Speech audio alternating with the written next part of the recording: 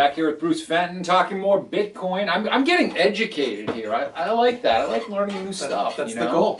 Yeah, I mean, hopefully the viewers are getting educated as well. I mean, there's a lot of information and process here. Yeah. One of them I do want to talk about, and we sort of touched on it in another video, was what's up with Bitcoin regulation? I don't get it. Well, there's a couple different schools of thought on this. Some people think it should be regulated. Some people think it shouldn't be regulated, and that goes a pretty far spectrum. There's some people who think it should be banned, like Kim Jong-il and a guy named Ben Lawsky from New York. Kim Jong-il is insane. Yeah. Well, there's people that want it banned. I'm sure if 18 holes in one and one round of golf, right? You know that, right? He did. That's not bad. That's what his people believe. Yeah. That's a pretty good day. That's statistically unlikely. It's impossible. Yeah. Yes. I think that if Stalin was alive, he'd probably dislike Bitcoin. Okay. There's a pattern here. Yeah. Stalin probably wouldn't have liked it. Kim Jong-il doesn't dig it. Ben Lawsky from New York doesn't dig it. Who's Ben Lawsky? He is the superintendent of financial services for the Department of Financial Services for New York State.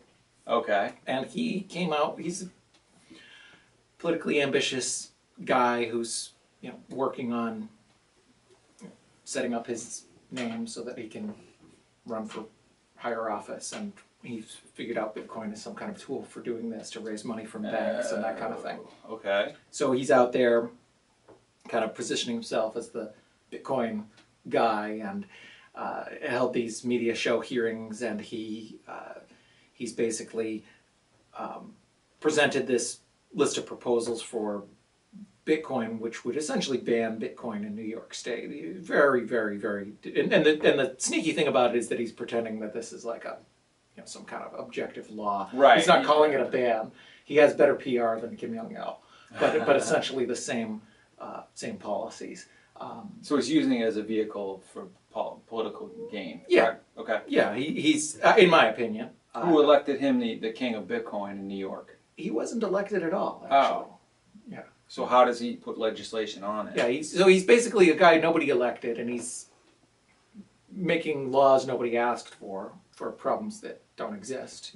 He went in his media show hearing, and he's invoking 9/11 and things like that as the reason for, which is really a cheap shot, especially in New York, to go in and say, we need this because of 9/11, kind of thing. Being that he's pandering to that. Yeah, the stretch is that, well, theoretically, if we allowed money laundering, then that would allow 9/11. I mean, people don't decide to crash planes into buildings because the money movement is easy. There's a lot more to it. So he's trying to oversimplify. And even if they did, it's U.S. dollars and cash and banks that are overwhelming. The amount of money that they launder is hundreds of times what all the Bitcoin on planet Earth is worth.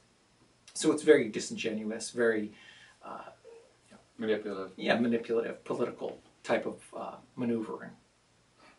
So anyway, the benefits and drawbacks of regulation. I mean, I think there can be a legitimate role for government to protect life, liberty, property. I wish the government's efforts, if they want to focus on this, would be things like tracking crime. Bitcoins that are stolen. People have had, there's this massive fraud with Mt. Gox where hundreds of millions of dollars are missing. If government wants to be involved, I mean, that would be something I would support government involvement. Go and send in a crack investigative team and have investigators and go subpoena people and stuff like that. I would support that as a legitimate role of government, protecting people's property. Mt. Gox is the guy who used all the Bitcoin for hamburgers, right? That's where he took the money, right? Right over to Mickey D's, got himself a couple Big Macs? I don't think so. There's more important things than his dietary habits and personal appearance. He needs an intervention there. Well, I'd like to know where the coins went. Yeah, well, yeah, obviously that. Yeah. So I mean, there is some legitimate role of government, perhaps, but banning a technology or banning an idea is a bad idea. Right. And it's never worked. And an idea whose time has come can't be stopped by guns. All right. Well, thanks for joining us.